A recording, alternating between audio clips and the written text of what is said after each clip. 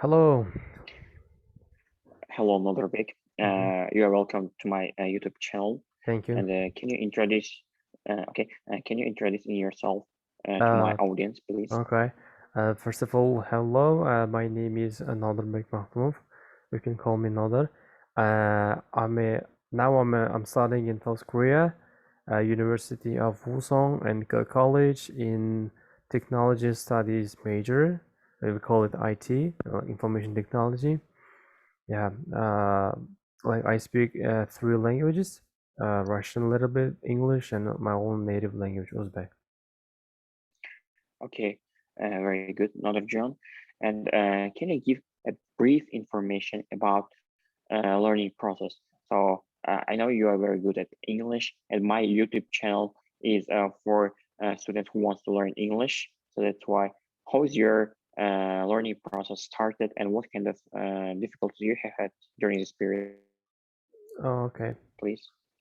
I think I actually started learning English when I was studying at college in Uzbekistan, and I think I was like first in my first year at college, and I started in Uzbekistan like yes they teach English at school, but it's not enough if you're willing to take IELTS.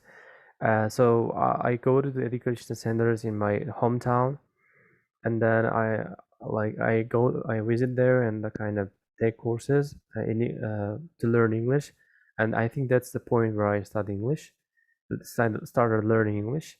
The process was actually not really easy because in Uzbekistan, there are few native speakers, like native English speakers. I mean, it's very difficult to find them. Uh, but I used to communicate with my group mates a lot at that time. Yeah. Okay, another John. That's very good. And what kind of sources did you use during that period to improve your English communication skill and your general English?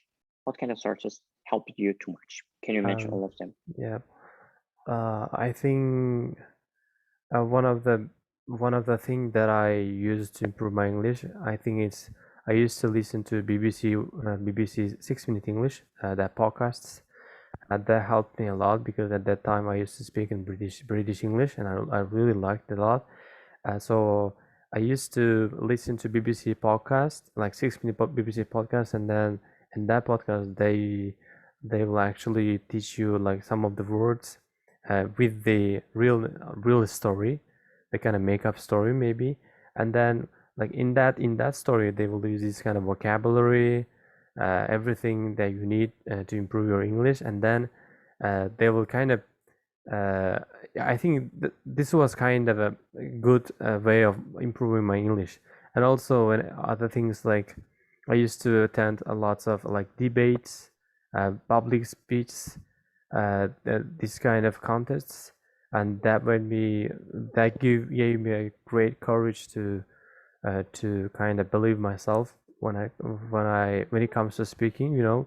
Like most of the like students when they learn English, like they cannot find the courage to speak because they're really shy. But that these kind of debates helped me really a lot. So you want to say that public debates help you to kill your shyness? Yep. Yeah, that's it. That, yeah, yeah, yeah. That's cool, brother. Yeah. Okay. And what kind of, how can I say, obstacles, I mean, difficulties you have had during that period Uh, you related know, to time management or hectic schedule or something like this? I think the obstacles was that uh, I found English grammar really difficult. I think, and it took some time to learn some of the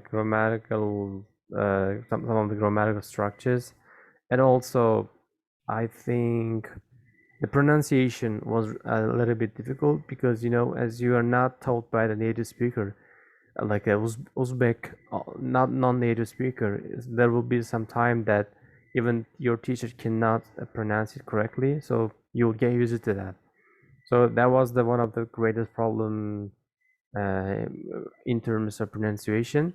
And after some time, I kind of search on the internet and listen to other native speakers on YouTube, on some of the online, and then there was some like great differences in my speech and their speech. So I think that the teachers, I think I cannot say teachers' fault, but this kind of thing made me really to make me to kind of re-update, I would say. Kind of I relearned I relearned how to pronounce things. And another obstacle is that I think maybe I I don't know. I think yeah. I think this was the only problem I think so far. Okay, okay. Another big. Now you are in South Korea. Yep. How can I say? You are living in abroad, Okay. and cool Korean atmosphere Yeah. helps you enough to boost your English. Uh, Can you feel international atmosphere here in South Korea? uh, I think technically, as we're studying at like kind of international university, technically you should improve your knowledge. Uh, you should improve. I mean, you'll have to be able to improve your English, but I don't feel like much like I'm improving my English. Yeah, I don't know why, but it doesn't feel like it doesn't feel kind of improving to me. But it really depends on you. You know, like everything is online, and I mean, to learn English, you don't have to go outside in the street and stop someone and talk to English, but you can find like friends like who are really into learning English. You can find them and talk to them, or you can join like Zoom meetings, like online international Zoom meetings. I mean, you can do everything these days, but uh, I don't feel like I'm improving my English like in South Korea. No. Okay, so you want to say that everything is available in the internet for Yeah. free? Yeah. Yeah. Okay.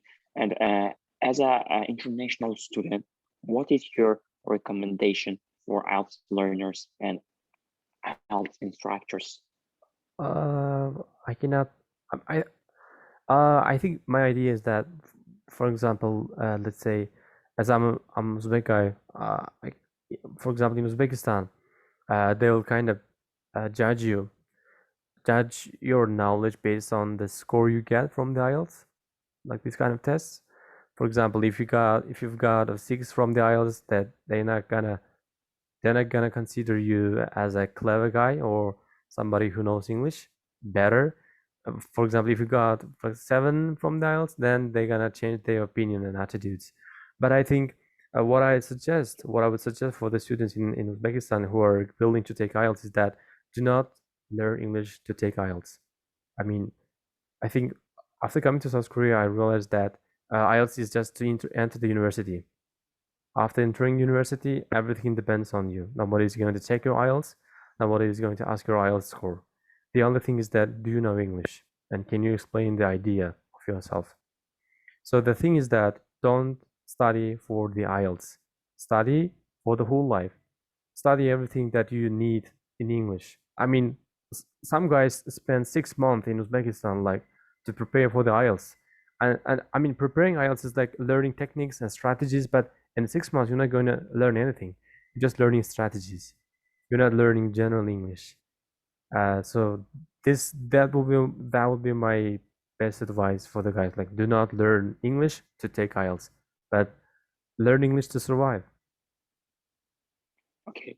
And so you want to say that IELTS learners not only IELTS learners need to learn their general English, and they don't need to learn English to take IELTS exam. That's Yeah, very cool, and yeah, I want to support your this idea, and I would absolutely agree with that.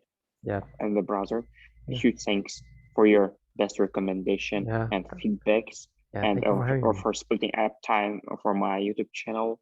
And I think in the future, our IELTS learners will follow your instructions, and they will apply the theories that you applied when you were Yeah. preparing and learning English. Thank you so Thank you much. very much, brother.